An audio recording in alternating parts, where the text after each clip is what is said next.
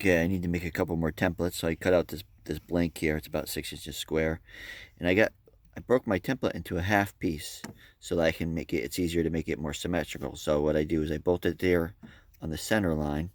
I drill the holes that I need. I trace around the outside, and now I'm going to flip this over.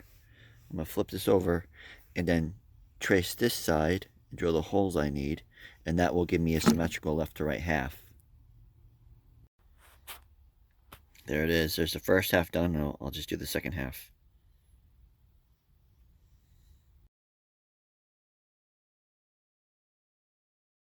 I'm working on some new eyelets. This is an eyelet. We got 2 bearings, and the draw line is going to pass between those. So if there's any pressure to the top and the bottom of that, they'll just roll against the bearing, and that'll be a nice and smooth pull. And then this is sort of a single bearing version.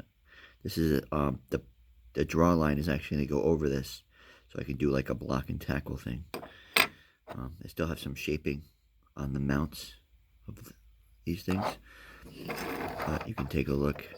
I've made way for these new eyelets to go onto these segment pieces, and my goal is I want to position the eyelet so that the center of the center between these 2 bearings actually falls right on the perimeter, the 5-inch perimeter, 5-inch diameter perimeter of the edges.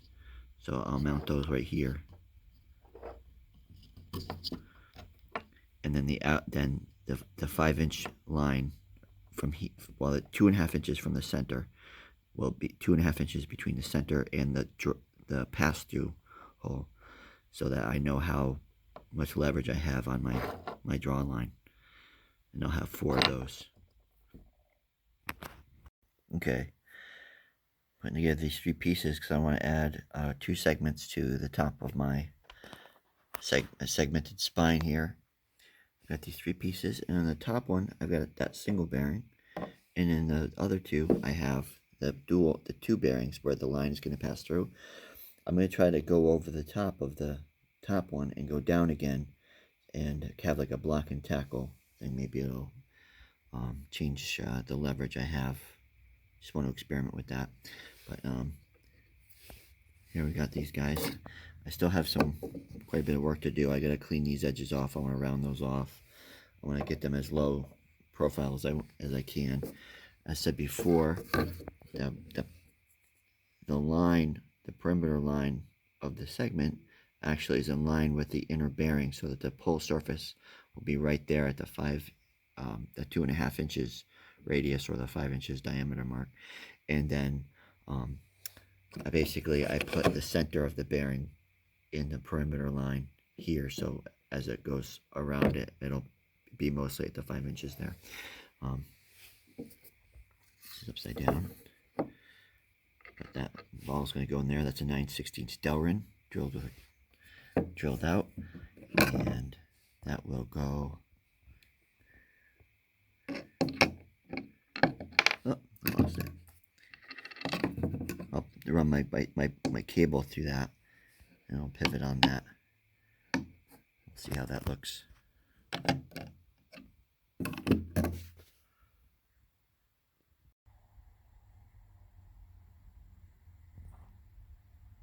Okay. Got this single. I got this 1-axis set up here, so I wanted to take a look. I wanted to add a couple segments to the top underneath the rib cage here, and I want it to be driven by the single pair of axes, that same motors that drive the bottom ones. So I've got 5 segments down here that are about 6 inches, and then I've got 2 segments up here that are probably between 2.5 and 3 inches. And I've got them working off of a single motor, and right now a single drive line. And in order to do that, I got a block and tackle thing where I go up, I go over this top bearing, and then I go back down, and I go down here, and it's fixed down here. And I wanted to kind of try this to verify that what I think is going to happen is these are all these segments are kind of, they almost behave as if they're on like a differential almost. If, let's say that I were to put a block in this segment and then I would throw the drive. I can't do it right now because I'm holding the camera, but what would happen is these lower four segments would continue to actuate while this top one was stuck where it is.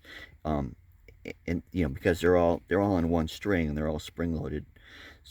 So that's kind of what happens between the bottom and the top, is if one of these were to bottom out, the other one would continue to actuate until it bottomed out. And that's cool. It's not a, it makes it so that this thing, since it's much shorter, will bottom out, and then this one will continue to actuate until it bottoms out. Or if this had a load on it, a much bigger load, this one would continue to actuate until whatever their loads were equal, or both of them bottomed out, or whatever. If this one had a much bigger load on it than this one did, then this one would move before this one did. That's just something for me to think about, but I don't think it's going to cause any problems.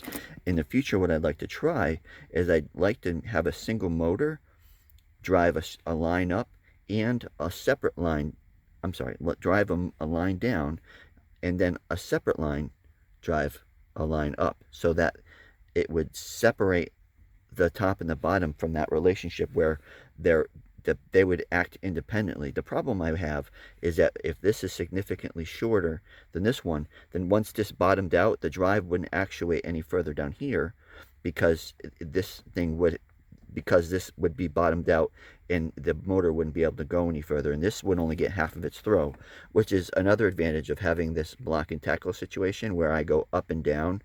I might be able to get, you know, if this is a 3-inch stack and this is a 6-inch stack, then this would use twice as much line for the 3-inch. It would use the same as much line as the 3-inch going up and down as the 6-inch stack going just down. So they would have about the same amount of throw in terms of string, but this would have about half as much throw in terms of, like, I don't know what you want to call it, segment actuation, segment angle, I don't know. And it would, in theory, it would have twice as much push, like it would have twice as much torque, just like a block and tackle, as this one was. And I don't think I'm really too concerned about that. But anyway, that's something to think about for the future. And I wanted to verify that this actually works. Like, I could actually drive the line, and it would do that thing where it can bottom out both the top and the bottom if they were on different angles, and it does do that. You can kind of see that I'm bottomed out right here, and it still throws this one. So what I'll do, it's not moving very well right now because I have it assembled like crap, but I'm going to put it back together. I'm going to take this apart and put it together with both lines on it, and we're going to throw the motors on there, and we're going to see how it moves.